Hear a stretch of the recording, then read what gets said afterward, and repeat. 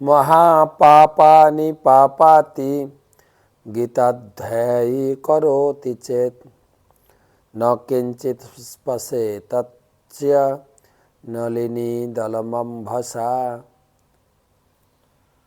গীতা অধ্যয়নকারীর ব্যক্তির দেহে পাপ স্পর্শ করতে পারে না, পদ্মপত্র জলের মতো পাপ গড়িয়ে যায়। আজকের আলোচনা ষষ্ঠ শ্লোক।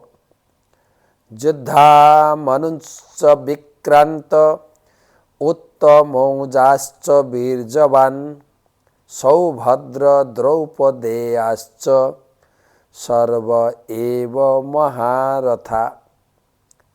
যুধামন্যশ্চ বিক্রান্ত উত্তমৌজাশ্চ বীর্যবান সৌভদ্র দ্রৌপদেয়াশ্চ সর্ব এব মহারথা। দুর্যোধন যুদ্ধক্ষেত্রে গুরুদেবের চরণে গিয়ে পাণ্ডব পক্ষের সৈন্যকে আঙ্গুল দিয়ে দেখাচ্ছেন যে গুরুদেব এরা এরা আছেন। এর আগে আমরা শুনেছি ধৃষ্টদ্যুম্ন পঞ্চপাণ্ডব রয়েছে, ধৃষ্টকেতু, চকিতান, কাশীরাজ। আজকে বলছেন যুদ্ধামনু, উত্তমৌজা, সৌভদ্র, দ্রৌপদেয়শ্চ সর্ব এব, এরা সব মহারথী।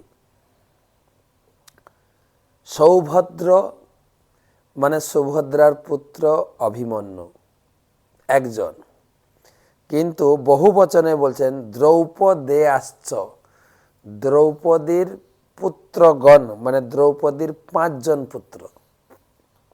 এই যে ভাষা, সুভদ্রার পুত্র সৌভদ্র বা অভিমন্যুকে বলা হয় ভগ্নী, কি বলে ভগ্নীর পুত্র অভিমন্যু হচ্ছেন কৃষ্ণের ভাগনা। এখন এইসব ভাষা নেই, সংস্কৃত ভাষা কত সুন্দর। প্রভুপাদ বলছেন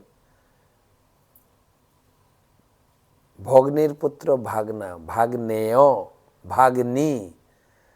এখন তো বোন নেই, আর ভাগনা কোত্থেকে আসবে, মামা বা কোত্থেকে আসবে? সবার একটা ছেলে কিংবা একটা মেয়ে। যাই হোক, পঞ্চপাণ্ডবে দিলে তাদের ছেলেরাও এসেছে, বাপকা বেটা বলে না, তারাও মহারথী। অর্জুনের মতো তার ছেলে মহারথী, পঞ্চপাণ্ডবের ছেলেরাও মহারথী বলে স্বীকার করেছেন দুর্যোধন। গুরুদেবের কাছে সেটাই জানাচ্ছেন, তারা কম না, কিন্তু বাচ্চা ছেলে হতে পারে কিন্তু খুব তেজিয়ান।